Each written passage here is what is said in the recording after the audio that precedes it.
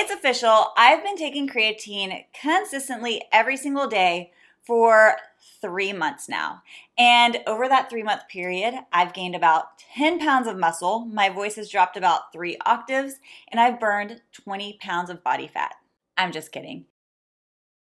But the truth is, I have seen some results, but it hasn't been this great, huge transformations. What I want to talk about today is, what is creatine?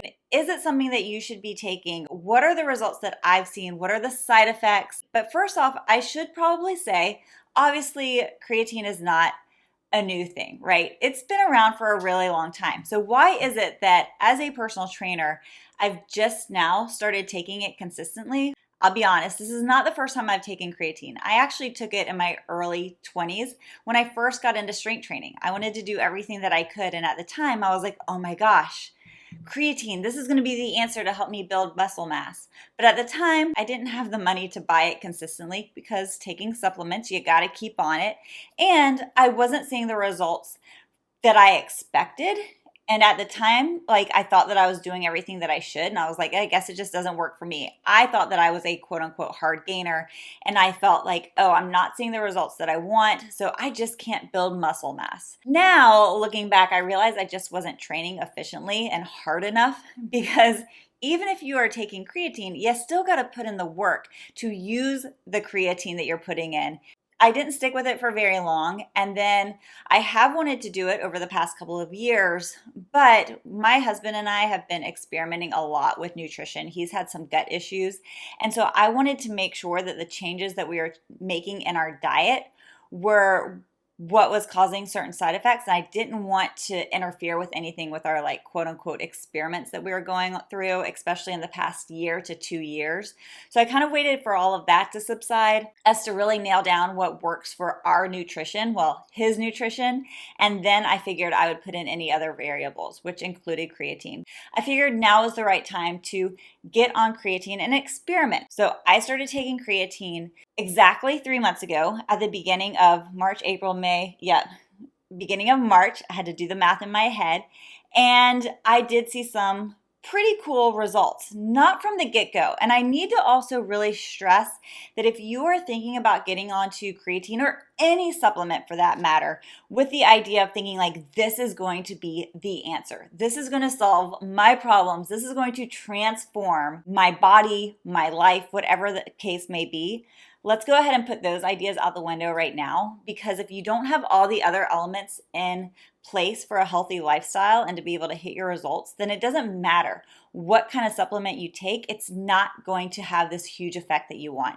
It can tip you over about, that 1 to 5%, get you a little bit farther, but it's not going to be the answer to see the results that you're looking for. What the heck is creatine? Is it some sort of muscle building steroid?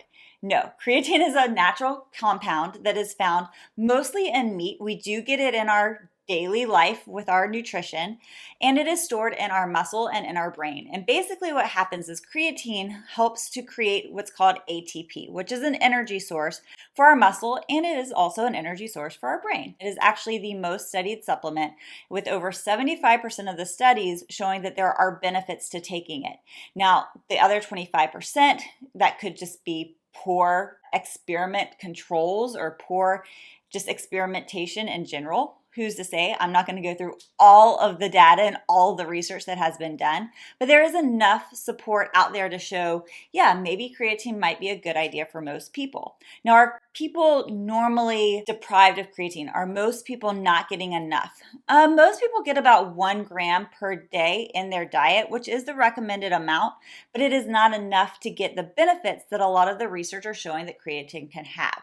From that, you need to take about a 5-gram dose per day. The most studied and the most beneficial is creatine monohydrate. So we now know that it is an energy source, right? That's in ATP. And what happens is when you are doing any type of exercise, creatine and ATP, when that bond breaks, that's where the energy comes from. So we want to make sure that we're getting enough creatine into our muscles as possible so that we can be fueled for our exercise. So creatine in of itself isn't a steroid that just magically makes muscle.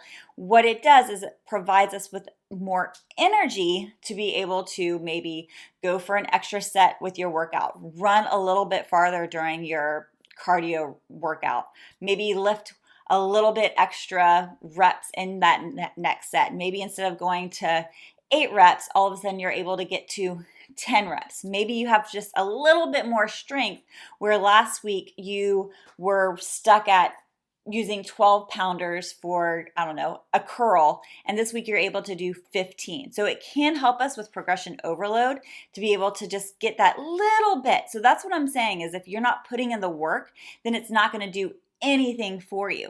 But on top of that, there are some other benefits. It can also speed up muscle recovery because when you exercise, we've talked about this before, you create what's called little micro tears and in your muscles. And as those micro tears heal, that is where your muscles get stronger. So creatine helps to activate what are called satellite cells in your muscles, and those can help the micro tears heal a little bit faster. It can also help with your anabolic hormones. I don't want to say steroids, even though it is a steroid, but it's a naturally, like things like testosterone is a steroid that is naturally occurring in men and women. We need testosterone, even ladies. And so creatine can actually help contribute to increasing our anabolic steroids, which can contribute to growth and tissue repair. And that includes insulin, human growth hormone, estrogen, and testosterone. And then it can help to boost water content. Creatine helps to draw water into the muscles, and we're going to talk more about this in just a second, but that's going to help hydrate. A lot of times, well, we'll just go ahead and talk about it. One of the biggest side effects that you can get from taking creatine, especially if you do a big dose at the beginning, which we'll talk about dosing here as we get through this, is that it's going to draw water into the muscles, and so you might see a little increase in weight, but it's not water weight like we typically think of. It's literally you are hydrating your body, which is a good thing. You can drink a ton of water, but if you drink a gallon of water and you're just peeing every 5 minutes, it's just going through your system. We want to make sure that we are drinking water and it's going through our tissues so that we can hold on to it. And we know that being the slightest amount of dehydrated can affect our cognitive ability and our physical abilities. So by making sure that we're holding on to water in our muscles, we're again giving ourselves a better chance to be able to perform because we are hydrated. We are talking about improving your exercise performance. We're talking about recovery after intense exercises. We're talking about building more muscle mass, not because you're taking the creatine, but because the creatine is giving you more energy to have more intense, better workouts. We are helping to prevent muscle injuries and reduce severity of muscle soreness. And we are also helping to prevent muscle tightness, which is pretty cool. In fact, taking creatine can help decrease your risk of strains and muscle pulls. There are other benefits as well, not just for our physical abilities with fitness and trying to lose weight and gain muscle, because there are some benefits as well to our metabolic health, helping us to be able to digest food a little bit better and yes, actually burn a little bit of fat. But more, what I love is the cognitive side of things. Our brain uses creatine as well. So creatine can help with neurodegenerative diseases like muscular dystrophy, Parkinson's disease, and Huntington's disease. It can help, because I talked about with insulin, it can also help with diabetes, osteoarthritis. It can help with fibromyalgia and our metabolic health in general, which obviously is important, especially as we get older. I find it very, very important. I've talked about Parkinson's disease on this podcast several times before. I've had a few family members. Dan now has 2 aunts that are diagnosed with Parkinson's. So it's very important to us to try to keep our brains as healthy as possible, living the lifestyle that we can. So if this even helps us in the slightest bit fight our genetic dispositions, then I'm for it. And even if it's just in my mind, I think that it's helping me, it's most likely going to help me a little bit, right? So what are the negative side effects of taking some creatine? For the most part, it is relatively safe. Of course, when it comes to pregnancy or nursing, not a lot of studies are done on it, so I would never recommend a pregnant woman or a nursing mother take creatine. Talk to your doctors first. But for most people, taking creatine is very, very safe. There are a few side effects because of that hydration that we talked about, things like weight gain a little bit, but it is not fat. Again, we're just hydrating our bodies. But that happens most when you high dose at the beginning. Back when I was in my 20s, when you started taking creatine, it was this idea that you had to overload your system at the get-go. You had to take about 10 to 15 grams per day for the first week or two, and then you could scale back. And when you're taking that big of a dose, when your body in general, like I talked about, only needs about 1 gram per day to meet like the minimum requirements, that's a big jump. And so yeah, that was really normal back then to get that water weight retention. But now research shows that you can just go ahead and start taking the base level recommendation, which is 3 to 5 grams per day. And most of the time you don't see as much water weight gain. Other side effects could include constipation.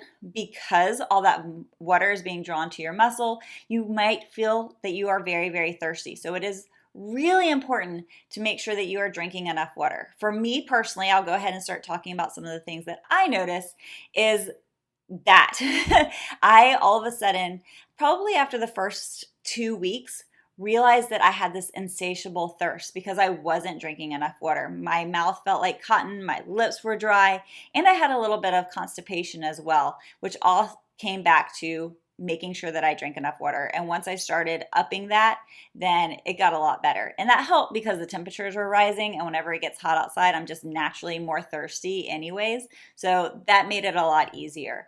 Aside far as other side effects, excessive sweating for some people, but that could also be because you're working out harder, right? You're going to sweat more. And that's really it. Some people might experience dizziness. Not very many people do. Again, you could contribute that to like, okay, is it the creatine or is it because you're pushing yourself a little bit harder in your workouts? And so it's just kind of something like if you do start to experience any kind of symptom, go back and kind of get the big scope of what's actually going on. So yeah, for me, it was just dry mouth, a little bit of dehydration. Once I fixed it, I had zero side effects going on. But what I did have going on, let's talk about it. I did not have a period, and you would not either, where you start taking creatine and the next day you're like, I'm the Hulk, right? Where all of a sudden you are just a fitness rock star and you've gained 10 pounds of muscle. That is not going to happen. In fact, I didn't feel any different, kind of like with any supplement. And that's a good thing, right? I don't want to wake up and feel just different and off like I'm on some sort of medication.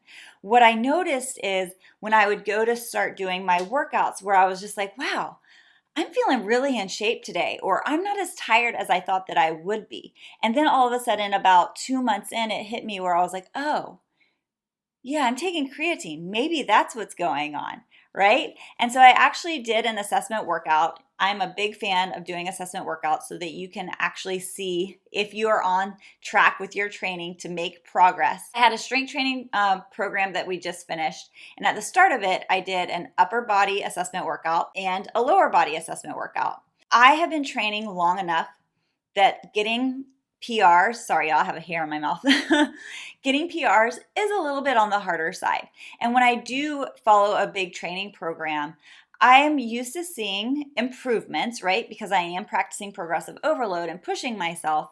But those improvements are smaller than like newbie gains that I had 10 or 15 years ago. However, with this training block, I saw strength gains in my performance. I improved my performance by an average of 23%. That is huge. And I even finished it and I filmed it for my Fit Women's Weekly crew. And I was like, wow, where did that come from? And one of my clients was like, oh yeah, aren't you taking creatine now? And I was like, oh yeah, that's right, I am. I don't know why it didn't hit, but was I expecting results? Yes, because I have been training in order to get results. Was I expecting to improve my performance by 21 to 23% given the exercise? Absolutely not. So can I say that creatine helped? Yeah, I can. On top of that, I've also noticed that I have a very hard training schedule because I have to film all of my workouts because that's my job. And normally by Fridays, I am dead. I film kettlebell workouts on Fridays, and I normally have to pull everything I have in me to get that done. And really just the past 2 to 3 weeks, I've come into my Fridays going, I don't feel as bad as I think that I should or that I have in the past. So I have just a little bit of extra energy to make it through. On top of that, certain workouts that I feel like should be draining and crushing me, like Murph last week, I finished it and yeah, I was tired, but I wasn't out for the day like I normally would have been. I was like, all right, cool. That felt great. I finished really strong. I finished with a 750 mile, which I had already done a home workout version of Murph earlier before I did the quote unquote real version. And even my husband was like, dang, where did that performance come from? Because you've already worked out once today and now you're doing this. It was a really cool feeling. So I have noticed things like that. And then in terms of not just my physical performance and my recovery ability, I've seen some actual data points that help support this as well. I've talked about how with my Fitbit, I do look at my resting heart rate. Because again, my intensity of my workouts, I generally start Mondays well rested and recovered because Sunday is a complete rest day for me. So in general, my heart rate starts around like 50 to 51 for my resting heart rate. And then throughout the week, it tends to go up a little bit higher. And then on Sunday morning after working out all week, that's where it's like, I can clearly see that rise and it's a little bit higher, generally like 55, sometimes 54, depending on the month. I've seen it go up as high as 60 sometimes by the time Sunday rolls around. And that's my pure sign for you got to take it easy today, right? But over the past month, I've noticed that my resting heart rate has been staying consistent throughout the week. It's not having those big rises by the end. So that's telling me my body is actually recovering a lot faster. Not to say I don't need the recovery time on Sunday. I absolutely do. But my body is handling it a little bit better and not letting it create such turmoil on the inside. You know what I mean? How long did it take me to start seeing and feeling these results? This is why I didn't want to just take creatine for a month and share my observations. I wanted to take it long enough to actually kick in. And I would say that it took about 2 to 2.5 months for all of a sudden these little things to start compounding and me going, oh, this is doing this. This is feeling better. This is feeling better. I'm doing better performances with XYZ. So I would say it took about 6 to 8 weeks for that to really hit. So don't think that you're going to take it at the beginning and after 1 week be a superstar in your gym. Like all things, it takes time and it takes doing things consistently. I will also say that I take my creatine about an hour after my first morning workout, which some new research has just come out saying that if you do take it after your workout, then it's going to go help flood those muscles and it could help with recovery a little bit better. So I don't think that there's necessarily like an ideal time. The ideal time is when you're able to remember to take it.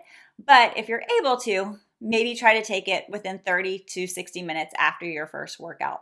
And then as far as my mental capacity has gotten some benefits, I can say that I am more mentally clear. I tend to be one of those people that want to do 5,000 things at once and then I forget what the first thing was.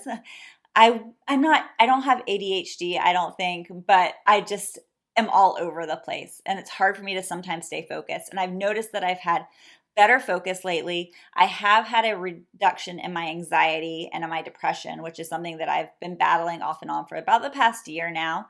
And overall, I just feel in a really good place physically and mentally. I got the strength gains going for me and my mental mindset right now is really positive. But the only thing that I will say with that is I'm not sure I can 100% contribute it to just creatine because it is coming into the summer months. The sun is staying out longer. I love being outside in the heat. So I think that that has also contributed to just how I feel. But I can't also say that the creatine hasn't played some sort of effect into that. And because there's no negative side effects, there's no reason for me to just stop and assume that that's not the case, right? I'm going to keep going with it. So that's been my experience.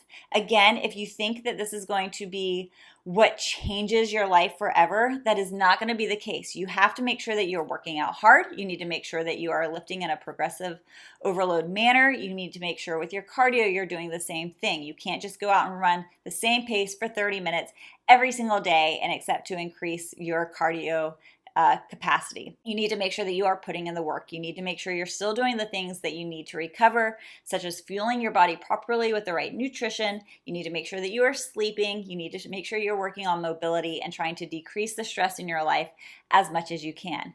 Oh, I did also see one other really fun fact about creatine and sleep deprivation that just came out. A new study came out that if someone is sleep deprived, not for like ongoing reasons, but you had a terrible night's sleep last night, you didn't get any sleep, by taking about an overdose of about 10 to 15 grams can actually help take away the sleep deprivation symptoms and make you more awake, more alert. Reflexes would be improved as well. So I thought that that was really cool and really interesting. So I think that there's still a lot of studies to be done, even though this is the most studied supplement. But as far as I'm concerned, big fan for hormonal health, physical health, mental health. This has been my journey, and if I continue to see any new results, I will share it with you guys. But I'm an open book, so if you have any questions, comment, let me know. I will make sure to link up the creatine monohydrate that I personally use. It's very affordable. It's on Amazon, and it blends in really well. I just mix mine in with my electrolytes. So I make like a little post-workout cocktail of water, electrolytes, and creatine. There's no flavor in it. Goes down really easy, and that's what's working for me. So yeah, make sure if you found this episode interesting at all, please make sure to share it. Make sure you're subscribed to the podcast because I put out new episodes every single week. And no matter what platform it is that you are watching or listening, make sure that you guys are subscribed. Leave a comment, share all the thoughts, and if you have questions or topics that you would like covered in future episodes, let me know. And feel free to email me too, Kindal@fitwomensweekly.com. But what I'd really appreciate is if you are watching this on YouTube, please subscribe. I'm really working to try to grow this YouTube channel, and so that would mean the world to me. All right. Thanks, guys. I gotta go work out. Bye.